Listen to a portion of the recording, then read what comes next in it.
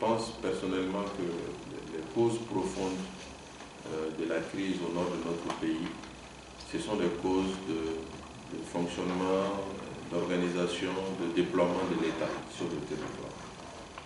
C'est-à-dire, nous avons hérité d'États à la suite de la colonisation au moment des indépendances, dont la forme, le déploiement, le fonctionnement étaient celles que les colonisateurs ont voulu. Et il se trouve que ces États sont en déphasage avec nos réalités culturelles, nos réalités territoriales. Et donc, vouloir plaquer un fonctionnement et une organisation étatique sur un territoire qui n'est pas approprié pour se faire, ça crée un décalage. C'est décalage depuis les indépendances. C'est le cas dans plusieurs pays, hein. Ce n'est pas seulement le cas au Mali, c'est le cas dans plusieurs pays. Ces décalages ont produit une distance de plus en plus importante entre la population et les officiels. Et de temps en temps, cette distance fait que ça casse. Ça provoque des crises, ça provoque des chocs, ça provoque des rébellions, ça provoque de la violence de temps en temps. La question du nord de notre pays trouve vraiment son origine. Le Mali est un pays encore plus divers que beaucoup de pays en Afrique.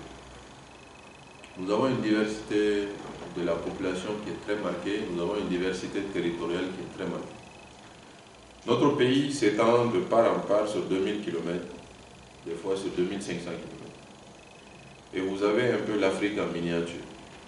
Vous avez une zone très désertique, constituée de populations plutôt arabes, berbères. Vous avez un sud qui est assez, pas forestier, mais presque, avec une population noire qui, elle aussi, elle est assez composite. Quand vous parcourez un endroit du Mali vers un autre endroit du Mali, vous avez l'impression que vous changez de continent, pas de pays, de continent. Et pourtant, c'est le même pays. Et quand un pays est aussi divers, on ne peut pas le gouverner de la même manière. On ne peut pas assurer un fonctionnement étatique identique sur des espaces qui sont différents vis-à-vis des populations qui sont différentes. Et donc, c'est un peu cette déphasage et cette déconnexion qui entraîne de temps en temps des crises. Maintenant, sur le cas spécifique du Nord, puisque on peut légitimement poser la question, mais pourquoi au Sud aussi on ne se rebelle pas? Pourquoi au Sud aussi il n'y a pas de difficulté? Il se trouve que le Nord de notre pays est une zone très vaste, très peu peuplée et très peu contrôlée par l'État. Et ça, c'est de l'indépendance à aujourd'hui. Puisque la puissance publique face aux populations, elle répond en fonction de l'espace, elle répond en fonction des populations. L'idéal, c'est de répondre de la même manière en fonction de l'espace ou des populations. Mais chez nous, ce sont les populations qui sont privilégiées, ce n'est pas les espaces. Parce que les populations sont de toute façon plus facilement contrôlables que les espaces. Donc sur le nord de notre pays, l'État n'a jamais été véritablement en contrôle, en maîtrise et en présence.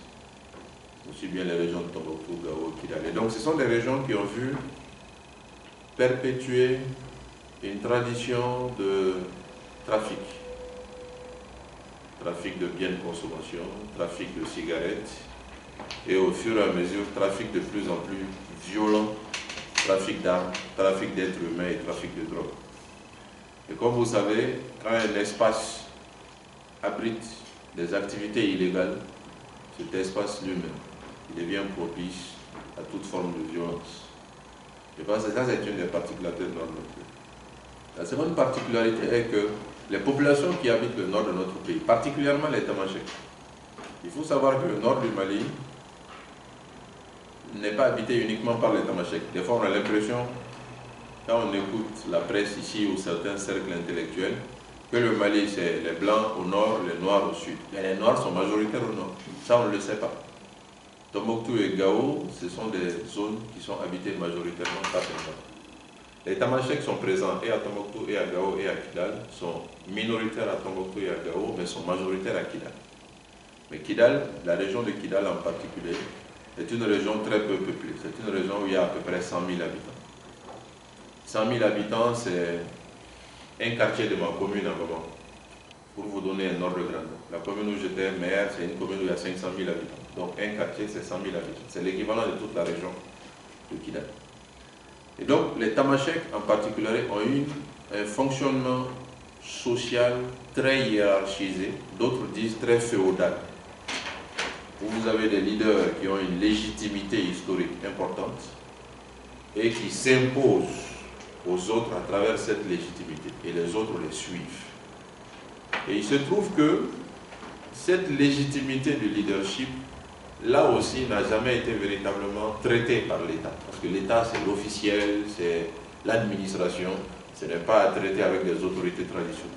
Et donc, les légitimités historiques de la région de Kidal, de la communauté tamashek, pour exister, ont dû soit faire de la politique, composer avec l'État, ou bien prendre des armes. Parce qu'ils n'ont pas de place dans le fonctionnement et dans l'organisation étatique. C'est ce que je disais tout à l'heure, c'est un État dont le fonctionnement et le déploiement qui ignore les réalités, est un État qui crée des conflits dans son déploiement. Donc pour le cas particulier de cette région, d'où sont parties toutes les rébellions, il y a ces spécificités qui font que la violence, l'organisation socio-culturelle propice à une rébellion armée. Ça a commencé en 1963 déjà, ensuite en 1990, après en 2006, ensuite en 2011, plus ou moins. Donc ce sont un certain nombre de causes qu'il faut appréhender à sa juste valeur et analyser correctement pour essayer de comprendre ce qui se passe au nord de notre pays. Et ce sont aussi ces raisons qui nous ont amenés au niveau du gouvernement, quand il a fallu négocier, engager les négociations, à dire pour une fois, nous allons engager des négociations pour traiter le fond de la question plutôt que simplement obtenir un cessez-le-feu, donner des postes aux uns aux autres et repartir pour un tour. C'est pourquoi les négociations ont pris 9 mois, par exemple, cette fois-ci, alors qu'avant c'était 2 semaines en moyenne, 2 à 3 semaines. Et c'est pourquoi la société civile a été intimement associée au processus de négociation, ce qui nous a amené à avoir un accord qui traite non seulement des questions de sécurité et de défense, de réconciliation, mais aussi et surtout de réforme étatique. Parce que les causes profondes de la crise sont des causes de réforme étatique. Maintenant, pour en venir à votre question, dites, l'application est difficile, c'est normal. Un accord qui remet en question l'organisation de l'État, de réforme profonde de l'organisation de l'État, est un accord qui va rencontrer des résistances même au niveau de l'État. Aujourd'hui, l'application de l'accord de paix, ce n'est pas seulement sur le terrain, mais c'est aussi des lenteurs, des retards dans la prise des textes de réforme constitutionnelle, de réforme institutionnelle, de gouvernance. Donc il y a des réticences au niveau de l'État. Parce que quand on remet en cause ce à quoi on a l'habitude, ben, on a des résistances. Et ensuite, il y a évidemment des difficultés de terrain parce que tous les acteurs de terrain ne sont pas pour la paix.